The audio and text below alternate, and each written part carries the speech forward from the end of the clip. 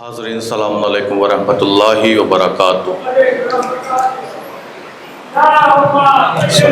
محمد و آل رحم اللہ من قرأ الفاتحہ۔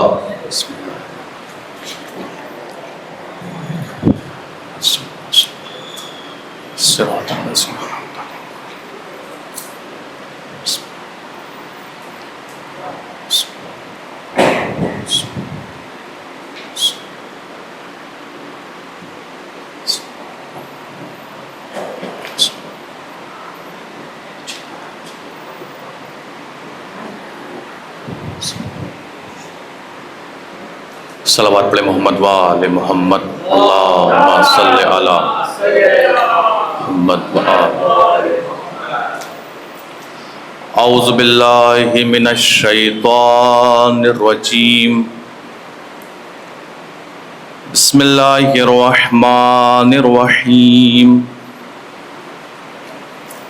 الحمدللہ الذی یعلم عجیج الوحوش فی الفلوات ومعاصی العباد فی الخلوات واختلاف النینان فی البحار الغامرات وتلاطم الماء بالریاح العاصفات، الصلاة والسلام علی سید الکائنات وافضل اہل الارض والسماوات، محمد المبعوث بالمعجزات الباہرات والآیات البینات بالقاسم محمد صلی اللہ وعلی اہل بیتہ الطیبین الطاہرین المعصومین المظلومین مصابیح الظلمات وعصم الامت من الہلاکات، سیما الامام المظلوم الشہید قتیل العبرات وأسير القربات ولعنة الدائمة الباقية على أعدائهم الملعونين منكر المعجزات والكرامات والآيات المحكمات، أما بعد فقد قال الله تبارك وتعالى في القرآن المجيد وهو أصدق الصادقين وقوله الحق بالحق، بسم اللہ الرحمن الرحیم۔ انما ولیکم اللہ ورسولہ والذین آمنوا الذین یؤتون الزکاة وهم راکعون۔ صلوات پہ محمد وآل عظمت آل محمد میں اس سے بہتر انداز میں صلوات پہ محمد وآل۔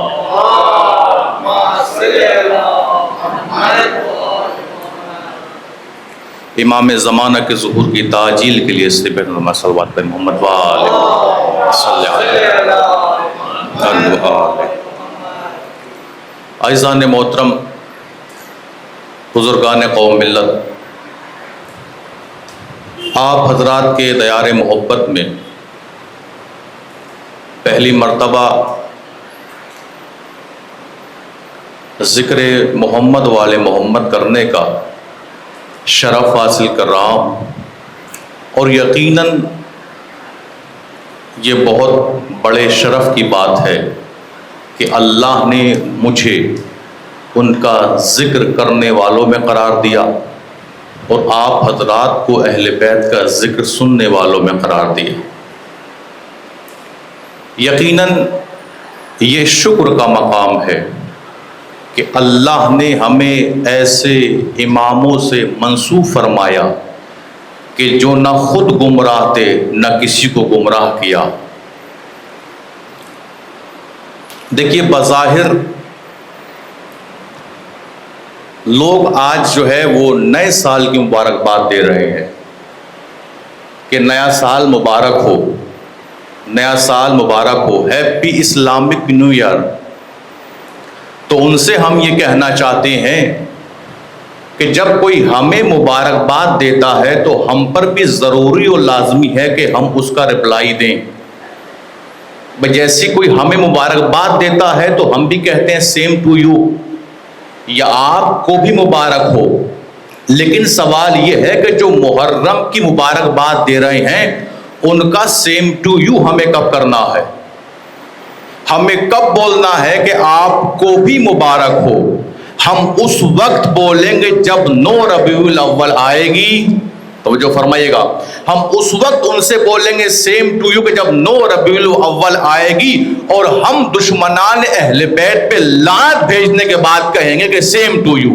ایک صلوات پڑھیں محمد و آل محمد، صلی علی محمد و آل محمد۔ یقیناً یہ جو فرش ہے جو بچھا ہوا ہے، جیسے ہی ایک مسلمان ایک علی کا چاہنے والا، ایک حسین کا چاہنے والا، جیسے ہی افق آسمان پر محرم کا چاند دیکھتا ہے تو ہر شیعہ اپنے گھر میں، عزا خانے میں، چوراہوں پہ، گلیوں میں، کوچوں میں، جگہ جگہ ہم فرش عزا کا اہتمام کرتے ہیں، جگہ جگہ ہم فرش عزا بچھاتے ہیں۔ تو آئیے جانیے کہ اس فرش کی اہمیت کیا ہے، یہ فرش کتنی اہمیت والا ہے، اس فرش کی اہمیت کتنی ہے، اس فرش کا وقار کیا ہے، اس فرش کا احترام کیا ہے، اس فرش کی عزت کیا ہے۔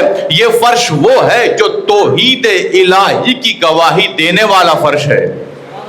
ایک جملے ہیں، یہ فرش وہ ہے جو توحید الہی کی گواہی دینے والا فرش ہے، یہ فرش وہ ہے جو رسالت محمد کا اعلان کرنے والا فرش ہے، یہ فرش وہ ہے جو ولایت علی کا اعلان کرنے والا فرش ہے۔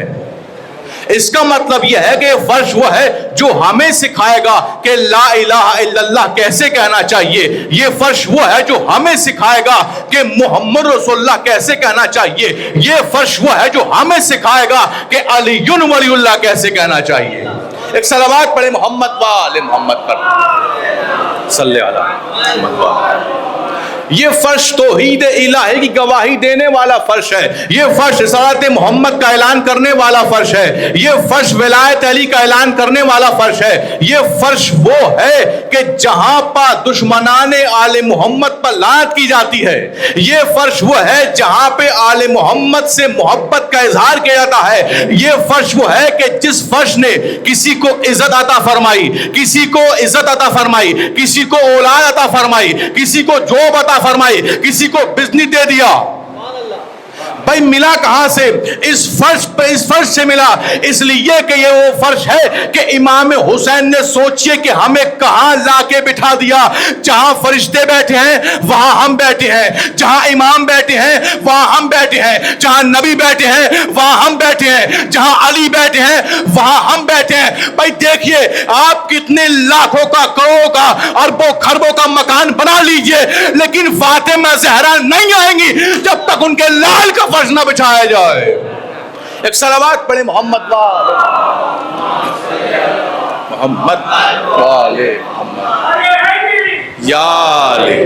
جب تک آپ جو ہے فاطمہ زہرا کو اگر بلانا چاہتے ہیں تو ہمیں چاہیے کہ ہم ان کے لال کا فرش بچھائیں۔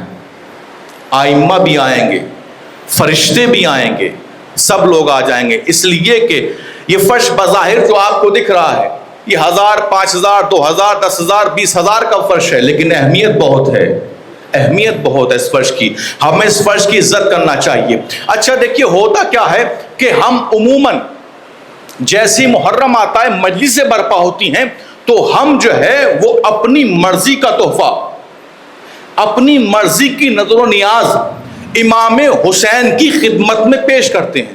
کس کی مرضی کا؟ بسات رہیے گا، ہماری مرضی کا تحفہ، ہماری مرضی کی نظر و نیاز، ہماری مرضی کا تحفہ۔ ہماری مرضی کا تحفہ کیا ہے کہ جو ہم اپنی مرضی کا تحفہ امام حسین کی خدمت میں پیش کرتے ہیں۔ بھئی کوئی کھانا کھلاتا ہے، کوئی بریانی بنواتا ہے، کوئی قورمہ بنواتا ہے، کوئی دودھ بانٹتا ہے، کوئی پانی تقسیم کرتا ہے، کوئی شربت تقسیم کرتا ہے، کوئی شیرمال تقسیم کرتا ہے، یعنی جس کی جو حیثیت ہے وہ اپنے اعتبار سے اپنی مرضی کا تحفہ امام حسین کی خدمت میں پیش کر رہا ہے۔ لیکن سوال یہ ہے، کبھی بڑھ کے مولا حسین سے پوچھئے کہ مولا یہ بتائیے کہ آپ کی مرضی کا تحفہ کیا ہے؟ توجہ فرمائے گا بھئی یہ آپ نے تحفہ دیا وہ ہماری مرضی کا تحفہ تھا. مجھے بریانی اچھی لگی میں نے بریانی کی نظر کرا دی, مجھے قورمہ اچھا لگا میں نے قورمہ کرا دیا, کسی کو شیر اچھا لگا اس نے دودھ پلا دیا, کسی کو پانی اچھا لگا اس نے وہ کھلا دیا. لیکن سوال یہ ہے کہ آخر یہ وہ تحفے ہیں, یہ وہ نظر و نیاز ہے جو ہماری مرضی کا ہے. کبھی مولا حسین سے پوچھئے کہ مولا یہ بتائیے کہ آپ کی مرضی کا تحفہ کیا ہے, آپ کی مرضی کی نظر و نیاز کیا ہے, تو وہاں سے جواب آئے گا کہ جو حسین کو سب سے زیادہ پسند ہے وہ ہے قرآن. اللہ اکبر, وہ ہے قرآن. کیا کبھی ہم نے سورہ یاسین پڑھنے کے بعد امام حسین کو نظر کیا؟ کیا ابھی ہم نے سورہ واقعہ پڑھنے کے بعد امام حسین کی خدمت میں نظر کی؟ کیا کبھی ہم نے سورہ ملک پڑھنے کے بعد امام حسین کی خدمت میں نظر کی؟ اس لیے کہ یہ وہ تحفہ ہے جو حسین کو بہت زیادہ پسند ہے. یہ جتنے بھی کھانے ہیں کھانا کھلانے کا بہت زیادہ ثواب ہے, لیکن یہ وہ تحفہ یہ وہ نظر ہے جو مجھے پسند ہے. حسین کو قرآن پسند ہے. آپ کہیں گے مولانا یہ بتائیے کہ اس کی دلیل کیا ہے, اس کی دلیل کیا ہے, اس کا پروف کیا ہے؟ میں نے کہا گلا کٹنے کے بعد امام حسین کا نوک نیزہ پہ کھانا رکا, پانی رکا, لیکن نوک نیزہ پر تلاوت قرآن کرنا نہیں رکا ہے. ایک صلوات پڑھیں محمد والے صلی اللہ علیہ وسلم. اس لیے کہ جو امام حسین کو تحفہ پسند ہے وہ ہے قرآن. ہمیں قرآن ہدیہ کرنا چاہیے, ہمیں قرآن پڑھنا چاہیے. کس کو نظر کریں؟ اہل بیت کو نظر کریں. کس کو نظر کریں؟ شہدائے کربلا کو نظر کریں. کس کو نظر کریں؟ جناب عباس کو نظر کریں. اس لیے کہ قرآن وہ ہے کہ جو سب سے زیادہ ان لوگوں کو پسند ہے. یقیناً فرش ازا کی اہمیت بہت زیادہ ہے. امام حسین نے یہ ہمیں مقام عطا فرمایا ہے کہ کم از کم ہم ان کے ذکر میں شریک ہو رہے ہیں. آپ دیکھیے کتنے لوگ آج ایسے ہیں جو ان کے ذکر میں شریک نہیں ہو پا رہے ہیں. انسان ایسے ملک میں رہ رہا ہے جہاں تڑپ رہا ہے کہ کاش مجلس میں کہیں جا کر لوں, لیکن وہ بندہ آن لائن مجلس سن رہا ہے. اللہ نے آپ کو شرف یہ بخشا ہے کہ آپ کے لیے مولانا بھی مہیا ہوئے, فرش عزا بھی بچھا, اور آپ حضوری طور پر یہاں آنے کے بعد امام حسین کا ذکر سن رہے ہیں. یہ کم بڑے شرف کی بات ہے. انسان کو نمازیں پڑھنا چاہیے شکرانے کی, شکریہ ادا کرنا چاہیے مولا حسین کا کہ مولا آپ نے اتنا ہمیں مقام عطا کیا کہ ہم اس فرش پا کے بیٹھ سکتے ہیں. اور یہ یقین جانیے فرش پا توفیق الہی اور تائید آل محمد ہی بٹھاتی ہے. جو انسان فرش پا کے بیٹھتا ہے یہ توفیق الہی ہے اور تائید آل محمد, اس کے بعد انسان اس فرش پا کے بیٹھتا ہے.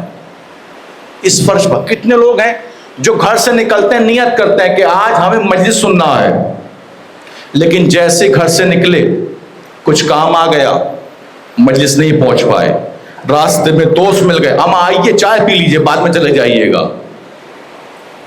کچھ لوگ تو یہاں تک ہے کہ فرش بچھا ہوا ہے مگر امام بارگاہ سے باہر کھڑے ہونے کے بعد مجلس سن رہے ہیں یا اپنی باتیں کر رہے ہیں. دیکھیے اس سے اچھی مثال آپ حضرات سے اچھی کون سمجھے گا؟ اس مثال کو آپ حضرات اس مثال کو بہتر سمجھ سکتے ہیں. ساحل سمندر پر جب انسان کھڑا ہو اور دور سے کشتی دیکھ رہا ہو تو کبھی بھی کشتی دیکھنے والا کشتی کا سوار نہیں کہلاتا. توجہ فرمائے گا, کبھی بھی کشتی کو دیکھنے والا کشتی کا سوار نہیں کہلاتا جب تک کشتی میں آ کے بیٹھ نہ جائے. کشتی کا سوار نہیں کہلاتا. اچھا کشتی نجات کب دے گی؟ ناؤ کشتی یا جو ہے ناؤ کشتی نجات کب دے گی؟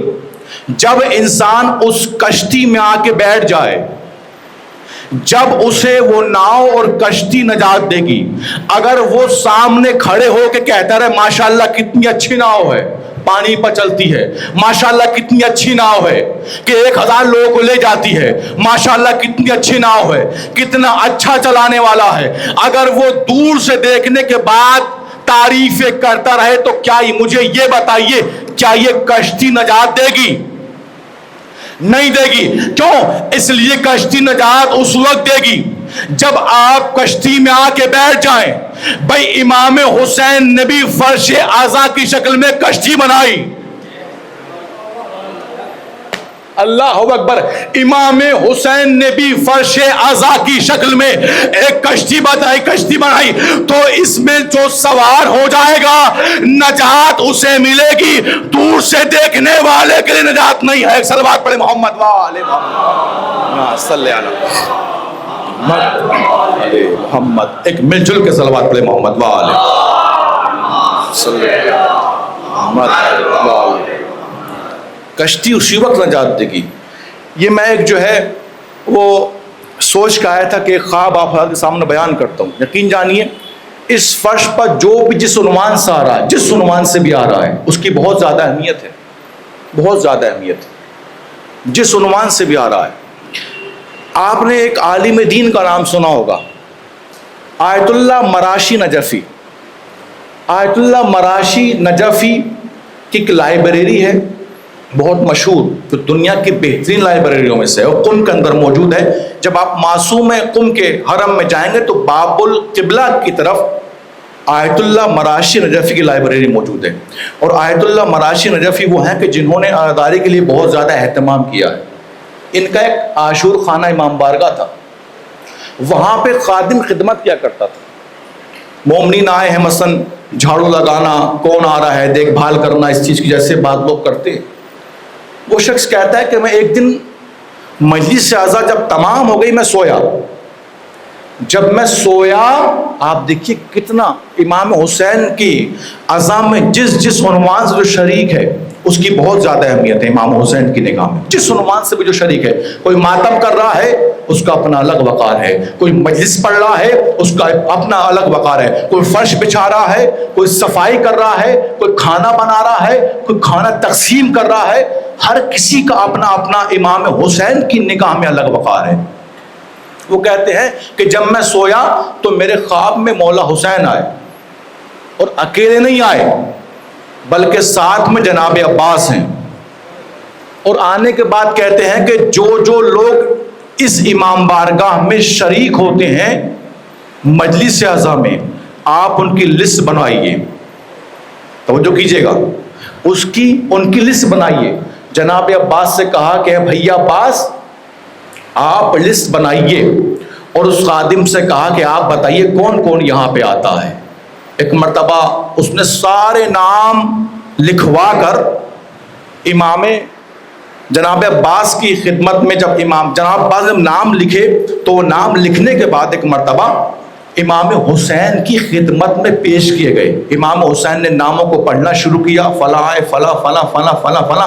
ایک مرتبہ امام حسین نے کہا وہ میرے 2 عزادار کہاں ہیں؟ توجہ کیجئے گا، میں نے کہا جس عنوان سے جو شریک ہو رہا ہے اس فرش پر اس کی بہت زیادہ اہمیت ہے۔ کیا کہا کہ یہ بتائیے کہ میرے وہ 2 عزادار کہاں ہیں؟ ایک مرتبہ خادم کہتا ہے کہ مولا وہ لوگ آتے ہیں، کھاتے ہیں، چلے جاتے ہیں۔ توجہ کیجئے گا، میں نے کہا نا جس عنوان سے بھی جو یہاں پہ شریک ہے اس کی بہت زیادہ اہمیت ہے امام حسین کی نگاہ میں۔ کہا مولا وہ آتے ہیں، کھاتے ہیں، چلے جاتے ہیں، وہ آتے ہیں، کھاتے ہیں، چلے جاتے ہیں۔ امام حسین نے فرمایا وہ بھی میرے عزادار ہیں۔ اللہ اکبر۔ ایک مرتبہ خادم نے تعجب کیا اور تعجب سے ہاتھوں کو جوڑا، اور جوڑنے کے بعد کہا مولا یہ بتائیے کہ وہ عزادار آپ پہ کیسے ہو گئے؟ بھائی وہ صرف آتے ہیں، کھانا کھاتے ہیں اور چلے جاتے ہیں۔ مولا نے کہا وہ بھی میرے عزادار ہیں۔ امام سے پوچھا مولا یہ بتائیے کہ وہ آپ کے عزادار کیسے ہو گئے؟ ایک مرتبہ میرے مولا حسین نے فرمایا کہ وہ عزادار اس لیے ہیں کہ دنیا میں کھانا بٹتا تو بہت جگہ پہ ہے لیکن یہ فرش اعضا پہ کیوں آتا ہے؟ ایک صلوات پڑھے محمد و آل محمد، صلی علی محمد و آل محمد۔ یہ فرش اعضاء پہ کیوں آتا ہے؟ یہ فرش اعضاء پہ کیوں آتا ہے؟ جب امام حسین نے ہمارا خیال رکھا ہے کہ اگر ہم یہاں پہ آنے کے بعد کھانا بھی کھا لیتے ہیں، تبرک بھی کھا لیتے ہیں، تو امام حسین نے کہا یہ ہماری اعضاء میں شریک ہے، اس لیے کہ دنیا میں بہت لوگ کھانا بانٹ رہے ہیں، اب یہ حسین کا کرم ہے کہ ہم صرف کھانے تک نہ رکے بلکہ فرش اعضاء پہ آئے اور مجلس حسین سنے اور لبیک یا حسین کے نعرے لگانے کے بعد اپنی محبت کا امام حسین سے اظہار کرے۔ ایک صلوات پڑھے محمد و آل محمد۔ امام حسین کی فرش کا بہت زیادہ، اس لیے کہ امام حسین کا معاملہ الگ ہے۔ امام حسین کا معاملہ اس لیے الگ ہے کہ امام حسین نے سب کچھ اپنا قربان کر دیا۔ کس کے لیے قربان کر دیا؟ کس کے لیے قربان کر دیا؟ اللہ کے لیے قربان کیا۔ اپنی جان، اپنا مال، اپنی ناموس کی رضا، یہ کس نے قربان کیا؟ امام حسین نے قربان کیا۔ تو اب اللہ پر بھی لازم ہے کہ وہ گھر گھر تک ذکر حسین پہنچائے۔ گھر گھر میں آپ دیکھیے آج سارے جہان میں، چاہے ہندو ہو، مسلم ہو، سکھ ہو، عیسائی ہو، ہر قوم میں امام حسین کے ماننے والے ہیں اور امام حسین کی عزا کا اہتمام کرتے ہیں۔ وہ الگ مسئلہ ہے کہ ہمارا عقیدہ ان سے نہیں ملتا ہے، لیکن وہ پھر بھی امام حسین کی عزا کا اہتمام کرتے ہیں، اس لیے کہ امام حسین انسانیت کے لیے امام ہے۔ امام حسین سے جو عشق ہے، اس لیے کہ امام حسین نے انسانیت کو بچایا ہے، نہ کہ صرف انسان کو، انسانیت کو بچایا ہے۔ یقین جانیے امام حسین کا مرتبہ بہت زیادہ ہے۔ امام حسین کا نام ہے سین یہ نون، اتنا اچھا نام ہے، اتنا اچھا نام ہے کہ اگر غلط بھی پڑھا جائے تو حسین پڑھا جاتا ہے۔ آپ دیکھیں اگر آپ اسے غلط پڑھ دیں، بائی چانس اگر کہیں پہ لکھا ہو حسین اور آپ اسے حسین پڑھ دیں، غلط بھی پڑھ دیں، تو یہ حسین پڑھا جائے گا۔ حسین اتنا اچھا نام ہے کہ اگر انسان دھوکے سے غلطی کر کے بھی پڑھ دیتا ہے تو حسین پڑھا جاتا ہے۔ لیکن یاد رکھنا حسین میں اور حسین میں بہت فرق ہے۔ حسین اور ہے، حسین اور ہے۔ بھائی حسن کا مادہ بھی، حسین کا مادہ بھی حسن ہے اصل، اور حسین جو لفظ بنا ہے اس کا بھی مادہ حسن ہے۔ توجہ کیجئے گا، دونوں میں 4 لفظ ہیں، 4 حرف ہیں، حسین میں بھی اور حسین میں بھی۔ دیکھیے اگر غلط بھی پڑھا جائے تو حسین حسین پڑھا جاتا ہے، لیکن کبھی بھی آپ حسین اور حسین کا مقابلہ نہ کرنا۔ کیوں؟ اس لیے کہ زمانہ گزرنے کے ساتھ ساتھ جس کے حسن میں کمی آ جائے اسے حسین کہا جاتا ہے، اور زمانہ گزرنے کے ساتھ ساتھ جس کے حسن کا رنگ بہتا چلا جائے اسے حسین کہا جاتا ہے۔ ایک صلوات پڑھے محمد و آل محمد صلی اللہ علیہ وسلم۔ کبھی بھی حسین اور حسین کا مقابلہ نہ کرنا۔ اگر غلط بھی پڑھا جائے تو حسین حسین پڑھا جاتا ہے، زمانہ گزرنے کے ساتھ ساتھ جس کے حسن کا رنگ بڑھتا چلا جائے اسے حسین کہتے ہیں، زمانہ گزرنے کے ساتھ ساتھ جس کے حسن میں کمی آ جائے اسے حسین کہتے ہیں۔ بھائی حسین وہ ہے جو حسن سے زینت چاہے، اور حسین وہ ہے جو حسن کو زینت کی بھیک عطا کرے۔ بھائی توجہ کیجئے گا یہاں سے، حسین کون ہے اور حسین کون ہے، دونوں کا مقابلہ نہ کرنا۔ حسین وہ ہے جو اپنا چہرہ آئینے میں دیکھتا ہے، اور حسین وہ ہے کہ آئینہ خود اپنا چہرہ حسین میں دیکھتا ہے۔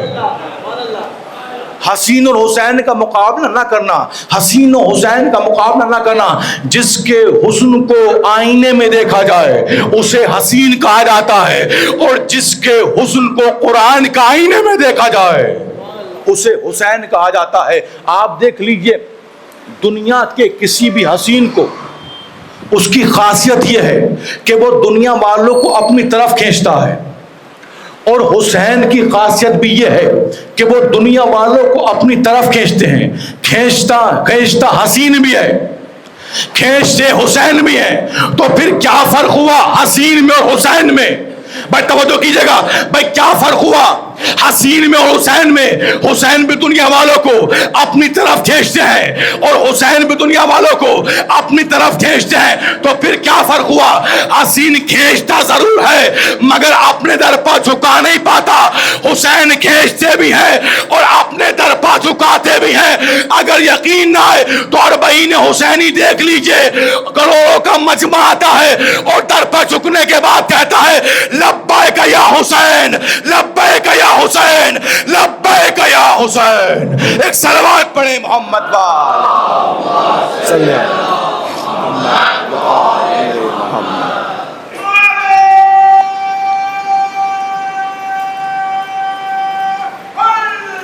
یا اللہم صلی علی محمد وعجل فرجهم۔ ایک صلوات پڑھیں محمد وآل محمد صلی عجل فرج۔ حسین اور حسین میں بہت زیادہ فرق ہے۔ اب آج جو اعتراض ہو رہے ہیں فرش عزا کے اوپر، مجلسوں کے اوپر، وہی پرانے اعتراضات ہیں۔ کیوں بچھاتے ہو، کیا کرتے ہو، کیا ملتا ہے؟ دیکھیے اعتراض ہیں، دشمن مستقل فرش عزا پہ اعتراض کر رہا ہے، ماتم پہ، جلوسوں پہ، عزاداری پہ۔ اتنا کیوں خرچ کر رہے ہو؟ خرچ ہم کر رہے ہیں، آگ یہاں لگی ہوئی ہے، توجہ کیجئے گا، خرچ ہم لوگ کر رہے ہیں اور آگ وہاں لگی ہوئی ہے۔ آخر ایسا ہے کیوں؟ اس لیے کہ جو بعض ایسے عالم ان کی قوم میں آئے کہ جنہوں نے اہل بیت کو تو نیچے رکھا اور جو اہل بیت کے مقابلے لوگ آئے تھے انہیں ہمیشہ اوپر رکھا، یعنی انہوں نے معیار کم کر دیا۔ جب معیار کم کر دیا تو عظمت حسین ان کی نگاہ میں کوئی عظمت ان کے لیے جو ہے وہ اجاگر نہ ہو سکی، کوئی عظمت نہ ہو سکی۔ دیکھیے گا فرش عزا پہ مستقل اعتراض، کیوں بچھاتے ہو، کیا ملتا ہے، اپنا وقت برباد کرتے ہو، پیسہ خرچ کرتے ہو، کیا اس کا فائدہ ہے، ماتم کر رہے ہو، آنسو بہا رہے ہو، اس کا کیا فائدہ ہے؟ آئیے فائدہ بتاتا ہوں کیا ہے آپ حضرات کو۔ یہ جو آخرت میں ہوگا وہ ہوگا کہ کس کو کیا ملے گا، جنت میں کون جائے گا، شفاعت کس کو ملے گی، شفاعت کون کرے گا اور کس کو نہیں ملے گی، ایک مسئلہ آخرت کا ہے۔ لیکن ہم کم از کم دنیا والوں کیا بتلانا چاہتے ہیں، سن لیجئے، دنیا والوں کو ہم کیا بتلانا چاہتے ہیں۔ فرش عزا بچھانے کے بعد آگ لگی ہوئی ہے، خطرناک آگ۔ آگ لگانے والا کون ہے؟ نمرود۔ نمرود کون ہے؟ بادشاہ جو خدائی کا دعویٰ کر رہا ہے۔ ایک مرتبہ اس نے ایسی خطرناک آگ بھڑکائی اور اس آگ کے اندر جناب ابراہیم کو ڈال دیا گیا۔ توجہ کیجئے گا، اس آگ کے اندر کس کو ڈالا؟ جناب ابراہیم کو اس آگ کے اندر ڈال دیا گیا، بھڑکتی ہوئی آگ۔ اب ایک مرتبہ جناب ابراہیم کو جب آگ کے اندر ڈالا تو مدھو مکھی کتنی چھوٹی ہوتی ہے، بہت چھوٹی، مدھو مکھی اپنے منہ میں پانی لے کے اس مقصد کے تحت اڑی کہ میں اس بھڑکتی ہوئی آگ کو بجھا دوں گی۔ آپ سوچئے جذبہ کیا ہے، نبی کو بچانے کا جذبہ، کتنی خطرناک آگ ہے، اور اس بھڑکتی ہوئی آگ کے لیے کون جا رہی بجھانے کے لیے؟ مدھو مکھی۔ کتنا پانی آئے گا اس کے منہ میں؟ ایک بوند۔ کیا اتنی بھڑکتی ہوئی آگ ایک بوند پانی سے بجھ سکتی ہے؟ توجہ کیجئے گا، کیا اتنی بھڑکتی ہوئی آگ ایک بوند پانی سے بجھ سکتی ہے؟ ایک بوند پانی سے بجھ سکتی ہے؟ ایک مرتبہ جبرائیل آئے، آنے کے بعد کا مدھو مکھی جا اپنی جان بچا لے، جا اپنی جان بچا لے، یہ تیرے منہ کے تھوڑے سے پانی سے آگ نہیں بجھ پائے گی۔ مدھو مکھی نے عجیب و غریب جواب دیا، یہ ہوتا ہے اللہ کے اوپر یقین۔ مدھو مکھی نے کہا کہ آگ میں پانی ڈالنا میرا کام ہے، بجھانا پروردگار کا کام ہے۔ آگ میں پانی ڈالنا میرا کام. میں نے کہا فرش اعضا کیوں بچھاتے ہیں, ہم کیوں مجلس اعضا برپا کر رہے ہیں, ہم کیوں فرش اعضا بچھا رہے ہیں, اس کا فائدہ کیا ہے, اس کا مقصد کیا ہے, ہم دنیا والوں کو بتلانا کیا چاہتے ہیں. توجہ کیجئے گا, دنیا والوں کو بتلانا کیا چاہتے ہیں. کہا کہ آگ میں پانی ڈالنا میرا کام ہے, بجھانا اللہ کا کام ہے, بجھانا اللہ کا کام ہے, بجھانا اللہ کا. جا جا چلی جا, اپنی جان بچا لے. اب ظاہر سی بات ہے کہ مدو مکھی, جناب جبرائیل نے کہا کہ تو جائے گی, یہ تیرے منہ کے پانی خشک ہو جائے گا, تیرے بالوں پر جل جائیں گے, تو جائے گی, تو آگ نہیں بجھا پائے گی. جب مدو مکھی نہیں مانی تو ایک مرتبہ جناب جبرائیل نے کہا کہ آخر تو یہ بتا کہ تو ثابت کیا کرنا چاہتی ہے. اللہ اکبر, کہ پتا ہے کہ جب تیرے منہ کے پانی سے یہ اتنی نمرود کی بھڑکی ہوئی آگ نہیں بجھے گی تو آخر تو پھر بھی جانے کو تیار ہے مدو مکھی, تو ثابت کیا کرنا چاہتی ہے. ایک مرتبہ مدو مکھی نے کہا کہ جب آنے والا مورخ تاریخ لکھے گا تو کم از کم میرے لیے یہ تو لکھے گا کہ مدو مکھی ابراہیم والوں میں سے ہے, نمرود والوں میں سے نہیں ہے. اللہ اکبر, مل کے بولیے گا یا علی یا علی اللہم صلی علی محمد و آل محمد. توجہ کیجئے گا, یعنی جب تاریخ لکھنے والا ہسٹری لکھنے والا ہسٹری لکھے گا تو کم از کم وہ یہ لکھے گا کہ یہ مدو مکھی وہ تھی کہ جو ابراہیم والوں میں سے تھی, ابراہیم کے ساتھ تھی, اور یہ نمرود کے ساتھ نہیں تھی. بھائی ہم بھی دنیا والوں کو علم اٹھانے کے بعد, تازیہ اٹھانے کے بعد, فرش اعضا پہ یا حسین کرنے کے بعد ہم بھی دنیا والوں کو بتلانا چاہتے ہیں ہم حسینی ہیں, یزیدی نہیں ہیں. صلوات پڑھیں محمد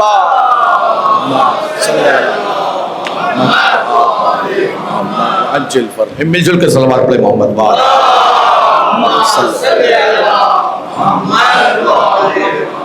عجل فرج. یقین جانیے فرش اعضا کا بہت وقار ہے, بہت عزت ہے, بہت احترام ہے. ہمیں ادب سے آنا چاہیے, تہذیب سے بیٹھنا چاہیے. فرش اعضا کا بہت وقار ہے. دیکھیے جس آئے کریمہ کی, کیونکہ ماشاءاللہ جو ہے وہ کافی افراد آ چکے ہیں اور یہ مختصر سی گفتگو ہے, پہلی تقریر ہے اس عشرہ مجالس کی, جس کا میں نے عنوان دیا تھا کہ ولایت و خلافت. آج میں مجلس وہاں شروع کر رہا ہوں جہاں لوگ اختتام کرتے ہیں, کربلا کا میدان اور امام حسین. آخر میں آنے کے بعد کہا کہ تم مجھے کیوں قتل کرنا چاہتے ہو, اگر تم میرے قتل سے باز آ جاؤ. موضوع کیا ہے, ولایت و خلافت.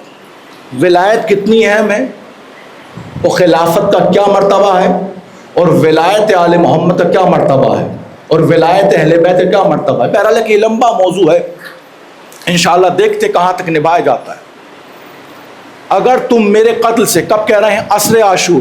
کون کہہ رہے ہیں, مولا امام حسین کہہ رہے ہیں کہ اگر تم میرے قتل سے باز آ جاؤ تو میں تمہیں دین سکھاؤں گا, میں تمہیں حلال بتاؤں گا کیا ہے, حرام بتاؤں گا کیا ہے. یہ کون کہہ رہا ہے, میرے قتل سے باز آ جاؤ. سوال یہ ہے کیا حسین زندگی چاہتے ہیں؟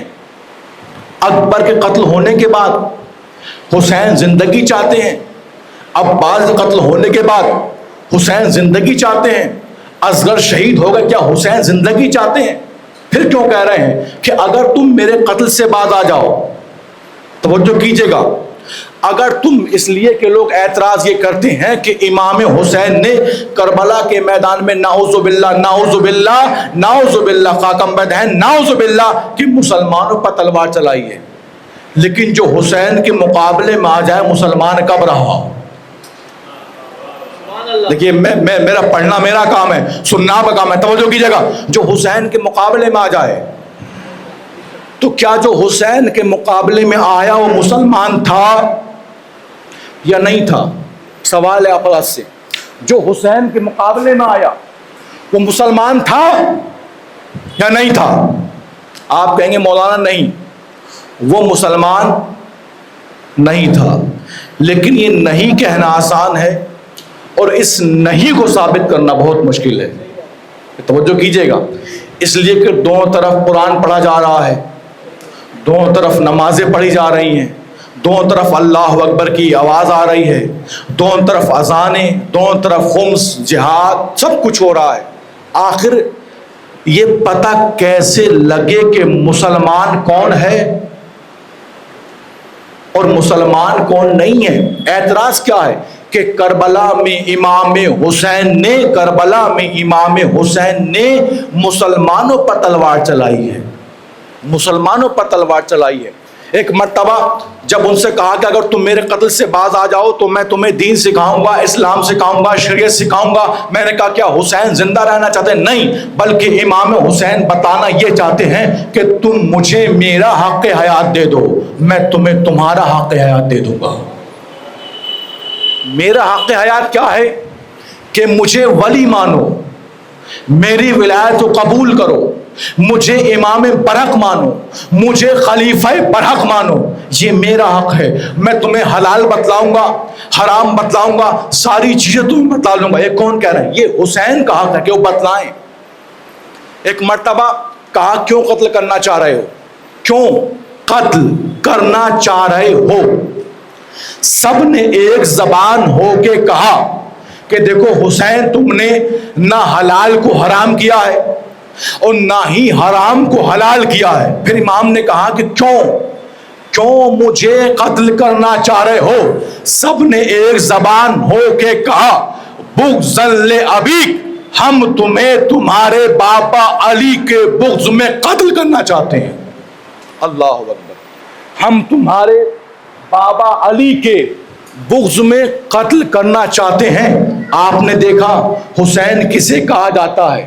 حسین کسے کہا جاتا ہے؟ جو روزے عاشور 3 دن کا بھوکا اور پیاسا میرا مولا حسین، جو منافقت کے چہرے سے نقاب کو کھینچے، اسے حسین کہا جاتا ہے. ایک صلوات پڑھے محمد و آل محمد. آلے ایک مل جل کے صلوات پڑھے محمد و آل.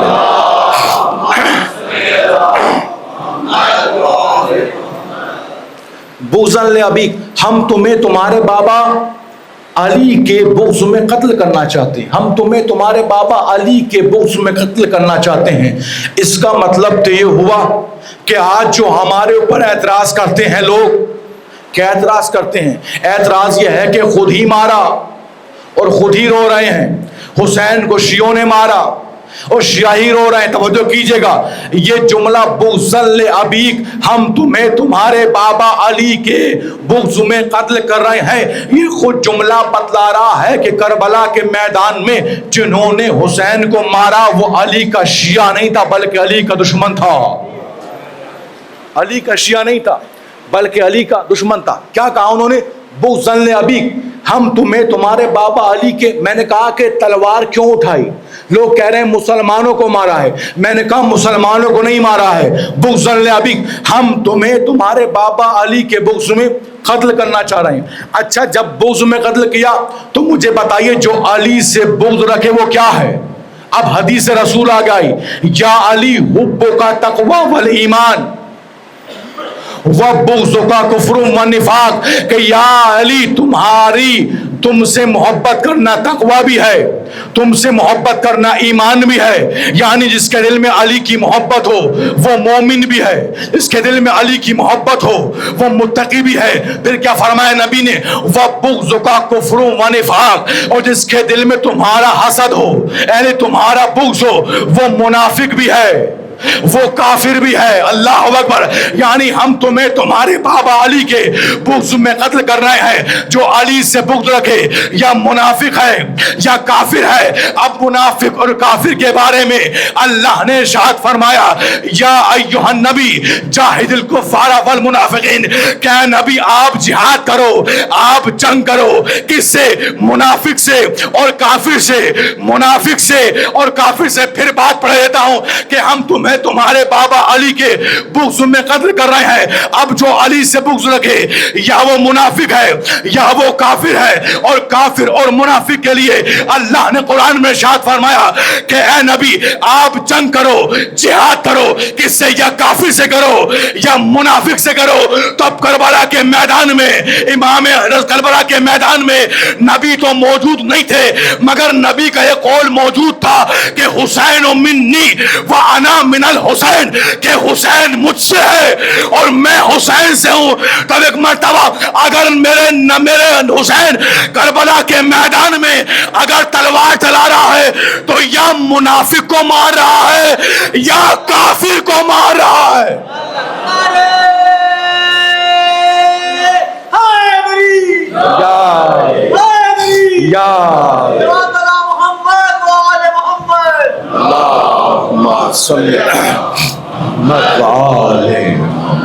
ہم تمہیں تمہارے بابا علی کے بغض میں قتل کرنا چاہتے ہیں. جو علی سے بغض رکھے یا کافر ہے یا منافق ہے. کافر اور منافق کے بارے میں یہ حکم آیا کہ اے نبی آپ جہاد کرو کافر سے اور منافق سے. کربلا کے میدان میں نبی تو موجود نہیں بظاہر, لیکن نبی کی حدیث موجود ہے کہ حسین منی و انا من الحسین, کہ حسین مجھ سے ہے اور میں حسین سے ہوں. تو کربلا کے میدان میں امام حسین نے جن کو قتل کیا یا منافق تھے یا کافر تھے, اس لیے کہ امام کی تلوار ہے, معصوم کی تلوار ہے, بنا وجہ نیام سے نہیں نکلتی ہے.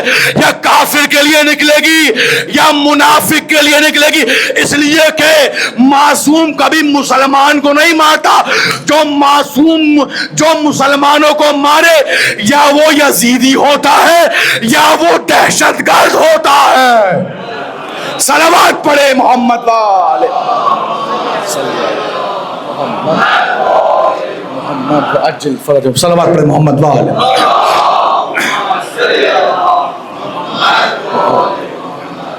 اس لیے کہ کربلا کے میدان میں جتنے لوگ آئے تھے یا وہ منافق تھے یا وہ لالچ میں آئے تھے, امام حسین کی معرفت نہیں رکھتے تھے. بس جو سارا مرحلہ ہے کربلا کا وہ کیا ہے؟ نماز. میں نے کہا نماز یہاں بھی ہو رہی ہے, یہاں بھی ہو رہی ہے, روزہ یہاں بھی ہے, یہاں بھی ہے, اذان یہاں بھی ہے, وہاں بھی ہے, جہاد دونوں طرف ہو رہا ہے. لیکن معیار کیا ہے؟ ایک لکیر ہے جو بتلا رہی ہے کہ حسین والے حق پر تھے, یزید والے باطل پر تھے. اس لکیر کا نام ہے ولایت آل محمد. اس لکیر کا حد فاصل ہے, یہ حد فاصل ہے جو بتلا رہی ہے کہ جو ادھر ہے وہ امام برحق کو نہیں مانتا ہے, جو ادھر ہے وہ ولایت کو نہیں مانتا ہے, لیکن جو ادھر والے ہیں وہ امام برحق کو مان رہے ہیں, ولایت کو مان رہے ہیں. یہی تو وجہ ہے کہ امام نے فرمایا جیسے مجھے صحابہ ملے ویسے کسی کو نہ ملے. کیوں فرمایا؟ اس لیے کہ ان کے دلوں میں محبت آل محمد اور ولایت آل محمد بدرجہ اتم رسوخ و وسوخ کر چکی تھی, جس کی وجہ سے امام نے کہا کہ جیسے مجھے صحابہ ملے ویسے کسی کو نہ ملے. نہ میرے نانا رسول کو ملے, نہ میرے بابا علی کو ملے, نہ میرے بھیا حسن کو ملی. اس لیے کہ ابھی تک صحابیت کا معیار یہ تھا کہ سب چھوڑ کے بھاگ رہے تھے. یہاں حسین کہہ رہے ہیں چلے جاؤ مگر جانے والا کوئی نہیں ہے. یا حسین کہہ رہے ہیں چلے جاؤ مگر جانے والا کوئی نہیں ہے. بلکہ یہاں تک کہا کربلا کے شہیدوں نے کہ اگر قیامت 1000 بار 70 بار اگر قتل کیا جائے اور پھر زندہ کیا جائے, ہم حسین تمہارا ساتھ چھوڑ کے نہیں جائیں گے. ایسے ایسے شیعہ, ایسے ایسے امام کے چاہنے والے, اس لیے کہ ان کے دلوں میں ولایت حسین, ولایت آل محمد اور اہل بیت کی محبت اور امام برحق کی معرفت اور امام برحق کی اطاعت اور ان کی پیروی کرنا انہوں نے سیکھا تھا. لیکن جو امام برحق کی مخالفت کر رہے تھے, جو آل محمد کو اللہ کی جانب سے خلیفہ نہیں مان رہے تھے, ان کا حال بھی آپ نے دیکھا, ان کا انجام بھی آپ نے دیکھا. قیامت تک لوگ لعنت بھیجتے رہیں گے ایسے افراد پہ جو حسین کے مقابلے میں آئے. اور لعنت کے مستحق ہیں اس لیے کہ جو حسین جیسے کریم امام کو شہید کر دے وہ لعنت کا مستحق ہے۔ بس گفتگو کا اختتام ہے۔ آج پہلی محرم ہے، شیعہ کے سامنے جیسے ہی محرم کا لفظ لیا جاتا ہے بے ساختہ اس کی آنکھوں سے آنسو آ جاتے ہیں۔ مدینے والے کہتے ہیں کہ ہم آسمان پر محرم کا چاند نہیں دیکھتے تھے، کیوں؟ اس لیے کہ امام صادق اور امام باقر کے گھر سے رونے کی آواز آتی تھی، ہم سمجھ جاتے تھے کہ محرم آ گیا ہے۔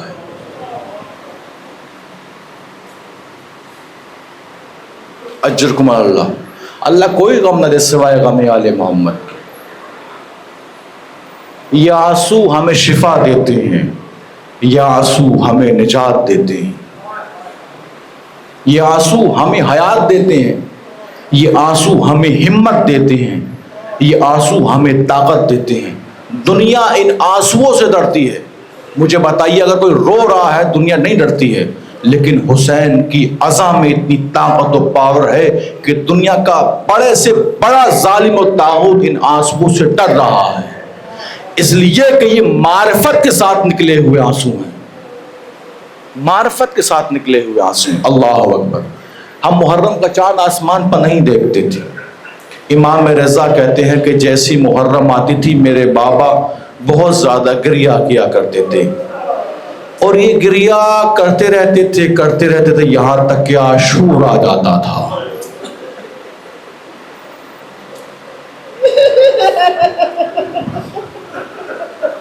دیکھیے مصائب پڑھ لینا آسان ہے، سن لینا بھی آسان ہے، لیکن جب تک ہم تصور نہیں کریں گے ہم مصائب کی ان گہرائیوں تک نہیں جا سکتے ہیں جو مصائب کی گہرائیاں ہیں۔ ماشاءاللہ آپ حضرات میں سے بہت لوگ ایسے ہیں جو امام حسین کی زیارت کے لیے گئے ہیں، جو گئے ہیں اللہ دوبارہ انہیں بلائے، اور جو نہیں جا پائے ہیں اللہ ایسے اسباب فراہم کرے کہ وہ ایک مرتبہ صحیح امام حسین کے ذریعے کا بوسہ دے کے آئیں۔ اللہ اکبر۔ دیکھیے جب آپ کاروان سے جاتے ہیں، یا مثلا میں جب اپنے وطن سے، اپنے گھر سے، اپنی بستی سے جب میں قم گیا، اور آج بھی میں قم میں ہوں، جب میں قم گیا تو میرے ذہن میں یہ تھا کہ ایک دن وہ آئے گا کہ میں اپنے وطن واپس آ جاؤں گا۔ جب میں قم گیا پڑھائی کے لیے تو میرے ذہن میں یہ کہیں نہ کہیں چیز موجود تھی، اور ہے حقیقت بھی یہی ہے۔ یہ جو زیارت پہ ظاہر جاتا ہے 20 لوگ جا رہے ہیں، 50 لوگ جا رہے ہیں، کہیں نہ کہیں ان کے ذہن میں چیز ہے کہ 20 دن بعد، 1 مہینے بعد ہم اپنے گھر واپس آ جائیں گے۔ حسین بھی مدینہ چھوڑ رہے ہیں۔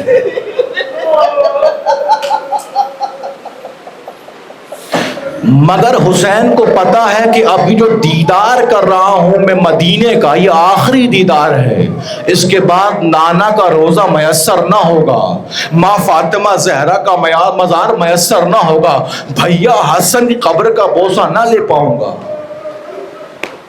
جب ہم چھوڑتے ہیں یقین ہوتا ہے کہ واپس آئیں گے، مگر ہم کتنا روتے ہیں، کتنا تڑپتے ہیں، کتنی اپنے وطن کی یاد آتی ہے، کتنی یاد آتی ہے اپنے وطن کی، تب کہ یقین ہے کہ 1 مہینے بعد، 1 سال بعد، 2 سال بعد اپنے وطن واپس ہو جائیں گے۔ سوچئے گا جب قاسم جا رہے ہوں گے، جب اکبر جا رہے ہوں گے، جب حسین جا رہے ہوں گے، اور جب چھوٹی سکینہ جا رہی ہوگی۔ اللہ اکبر۔ اجرکم اللہ، اللہ کوئی غم نہ دے سوائے غم آل محمد کے۔ کہا کہ حسین بیعت کرو، کس کی بیعت کرو؟ یزید کی بیعت کرو۔ کہا کل دن میں جواب دیا جائے گا۔ امام حسین نے یزید کی بیعت نہیں کی، اور ایک مرتبہ کہا عباس، بہن زینب، ام کلثوم مدینے سے جانے کا اہتمام کیا جائے۔ اب اہتمام کیسے کیا؟ اللہ اکبر۔ سب تیاریاں ہو رہی ہیں، سب تیاریاں ہو رہی ہیں۔ امام حسین اپنے نانا کی قبر پر آئے، میں نے کہا نا کہ ہمیں پتہ ہوتا ہے واپس آئیں گے تو ہم کتنا روتے ہیں ملنے کے بعد اپنے گھر والوں سے، رشتہ داروں سے. سوچی حسین کو پتہ ہے یہ دیدار حسین کر رہے ہیں یہ آخری دیدار ہے، اس کے بعد میسر نہ ہوگا. اللہ اکبر. نانا قبر پائے اور آنے کے بعد کہا نانا مدینہ اس قابل نہیں رہا ہے کہ اس میں رہا جائے. اللہ اکبر. مدینہ اس قابل نہیں رہا ہے کہ اس میں رہا جائے. اب یہ کیسے رخصت ہوئے اپنے نانا کے مزار سے؟ اس لیے کہ وعدہ کیا ہے کہ نانا تمہارے دین کو بچانا ہے. عباس کے بازو کٹتے ہیں تو کٹ جائیں، آپ کے دین کو بچانا ہے. اکبر کے سینے پہ سنا لگتی ہے تو لگ جائے، آپ کے دین کو بچانا ہے. اصغر کے گلے میں تیر لگتا ہے تو لگ جائے، آپ کے دین کو بچانا ہے. ارے زینب ام کلثوم کی رات چینی جاتی ہے تو چینی جائے، آپ کے دین کو بچانا ہے. اللہ اکبر. اجرکم اللہ. اللہ کوئی غم نہ دے سوائے غم آل محمد کے. اپنے نانا کے مزار سے رخصت ہوئے، ماں کے مزار پہ آئے. ماں کے مزار پہ کہا ماں حسین کا آخری سلام ہے. اللہ اکبر. اب حسین جا رہا ہے. ایک مرتبہ قبر سے آواز آئی، ارے بیٹے تم ہی نہیں بلکہ تیری ماں فاطمہ زہرا ارے لحد کو چھوڑ دے گی. ایک مرتبہ لحد کو اب چھوڑے گی. ارے عصر عاشور تیرے مقتل کو صاف کرے گی اور کہے گی بیٹا آجا حسین آجا، ارے میری آغوش میں آجا. اجرکم اللہ. اللہ کوئی غم نہ دے سوائے غم آل محمد کے. اللہ کوئی غم نہ دے سوائے غم آل محمد کے. اللہ اکبر. بڑا اہتمام کیا جا رہا ہے. امام حسین بیٹھے ہیں، پردے کا اہتمام ہے. جناب زینب سے کہا گیا کہ آپ سوار ہوئیے. جناب ام کلثوم سے کہا گیا آپ سوار ہوئیے. ساری بیویاں سوار ہو گئیں. کتنا پردے کا اہتمام ہے، بہت زیادہ پردے کا اہتمام ہے. کوئی نامحرم دیکھ بھی نہیں سکتا، کوئی نامحرم بھٹک بھی نہیں سکتا. لیکن زینب ام کلثوم کے پردے کا کتنا اہتمام ہو رہا ہے. عباس موجود ہے، اکبر موجود ہے، اونو محمد موجود ہے، قاسم موجود ہے، ارے بھیا حسین موجود ہے. پردے کا اتنا اہتمام. میں کہوں گا آقا یہ مدینہ ہے. ارے 11 محرم زینب کے سر پر ادا نہیں، ام کلثوم کے سر پر ادا نہیں، سکینہ کے منہ پہ تماچے. اجرکم اللہ. اللہ کوئی غم نہ دے سوائے غم آل محمد کے. بس یہ آخری فقرہ ہے. ایک مرتبہ جب پتہ لگا سورہ نہیں جائے گی. اللہ اکبر. بھائی دیکھیے اگر پورا گھر جا رہا ہو اور اگر کسی کا چھوٹا بچہ رہ جائے تو اسے بہت احساس ہوتا ہے، اور اگر کوئی بچی ہو تو اسے اپنے باپ کی بہت یاد آتی ہے. صاحبان اولاد کا مجمع ہے. ارے بھیا جا رہے ہیں، بابا جا رہے ہیں، چاچا جا رہے ہیں، پھوپھیا جا رہے ہیں، لیکن سغرا مدینے میں رہے گی. اللہ اکبر. یہاں تک کہ ارے 6 مہینے کا بھائی اصغر جا رہا ہے، ارے جس کی ابھی عمر 20 سے 25 دن ہے وہ بھی بھائی جا رہا ہے. اللہ اکبر. کہا بابا ارے میری آغوش میں ارے میرے بھیا کو دے دیجئے. ایک مرتبہ مولا نے آغوش میں اصغر کو دیا، منہ پہ منہ رکھ دیا، گلے سے لگایا، پیار کیا. ایک مرتبہ کہا بیٹا اصغر آؤ اپنے بابا کی آغوش میں آ جاؤ. لیکن اصغر نہیں آتے ہیں، اصغر نہیں آتے. ایک مرتبہ اور امام حسین نے کچھ کان میں کہا، اصغر فوراً اپنے بابا کی گود میں آ گئے. ارے شاید امام حسین نے کہا بیٹا ارے تمہاری قربانی کے بغیر نانا کا دین نہ بچ پائے گا. ارے حرملہ ہوگا، یہ چھوٹا سا گلا ہوگا، امام کا بازو.